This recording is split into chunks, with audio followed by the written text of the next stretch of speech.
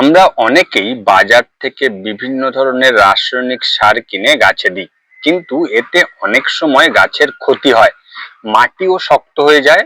আমাদের রান্নাঘরের কিছু সাধারণ জিনিস দিয়েই বানানো যায় শক্তিশালী ও দারুণ কার্যকরী প্রাকৃতিক সার, যেটা ব্যবহার করলে গাছ দ্রুত বাড়বে, পাতা হবে সবুজ আর ফলনও হবে বেশি। সবচেয়ে ভালো কথা, এটা বানাতে কোনো টাকা লাগবে না। তো এই চমৎকারী অর্গানিক লিকুইড প্ল্যান্ট ফার্টিলাইজারটি আপনি কিভাবে তৈরি করবেন, কোন গাছে কতটুকু দেবেন, তাই নিয়েই কথা বলবো এই ছোট্ট ভিডিওতে। নমস্কার, ভার্চুয়াল গার্ডেনিং টিপস ইউটিউব চ্যানেলে আপনাদেরকে স্বাগত জানাই। প্রথমেই বলবো এই তরল সার বানাতে কি কি লাগবে। সার তৈরির জন্য মাত্র 4টি জিনিসের প্রয়োজন। এখানে দেখুন 1 লিটার ফ্রেশ জল নিয়েছি, এর সঙ্গে 4 থেকে 5টা পাকা কলার খোসা এভাবে ছোট্ট ছোট্ট টুকরো করে নেবেন।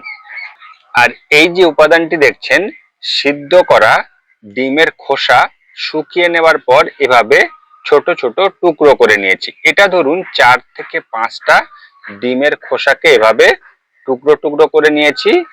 আর এই যে উপাদানটি দেখছেন, এটি হলো চা পাতা। এখানে 2 থেকে 3 চামচ চা পাতা ব্যবহার করছি। এই যে চাটা নিচ্ছি, এটা কিন্তু চায়ের কাজে ব্যবহার করিনি, একেবারে ফ্রেশ যে চায়ের পাতা, অর্থাৎ চা তৈরি করার আগেই যে চা পাতা আমরা কিনে আনি বাজার থেকে, সেই চা পাতাকে এই তরল সার তৈরির কাজে ব্যবহার করছি।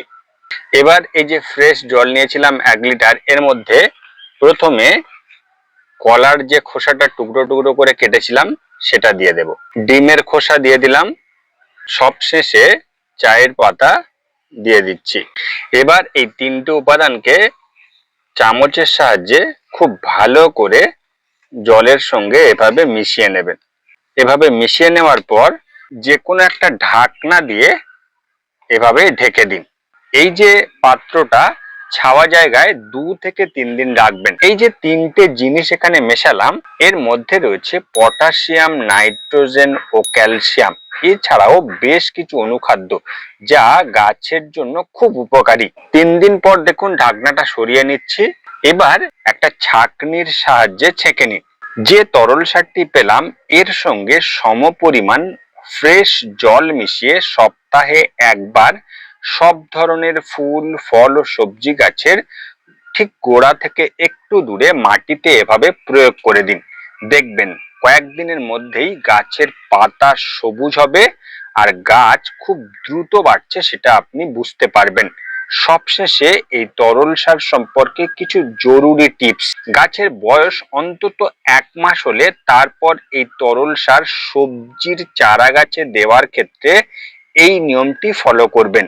ফল গাছ হোক বা ফুল গাছ লাগানোর অন্তত 15 দিন পর এই তরল সার গাছে প্রয়োগ করা যাবে। দ্বিতীয়ত, টবের মাটি যদি খুব ভেজা বা প্যাচপ্যাচে থাকে তাহলে এই তরল সার না দেওয়াই ভালো। তৃতীয়ত, উপকার হবে বলে যে নির্দিষ্ট দিনের গ্যাপেই প্রয়োগ করবেন, খুব ঘন ঘন গাছে দেবেন না। তো এই ছিল আজকের ভিডিও। কোনো প্রশ্ন থাকলে কমেন্ট বক্সে লিখুন। এই ধরনের সহজ টিপস পেতে ভিডিওটি লাইক ও শেয়ার করুন।